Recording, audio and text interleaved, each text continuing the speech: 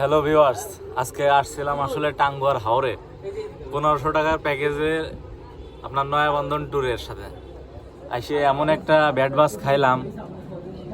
মানে এত পরিমাণ বৃষ্টি শুরু হয়েছে যে আমরা বেরোবো সেরকম কোনো সিস্টেম নাই। আসলে চারপাশে বৃষ্টি হচ্ছে। খুব আশা নিয়ে আসছিলাম যে সারাদিন আজকে টাঙ্গুয়ার হাওরে কাটাবো আর বিভিন্ন জিনিস ভিডিও করে আপনাদের দেখাবো, কিন্তু বিষয়টা আসলেই দুঃখজনক।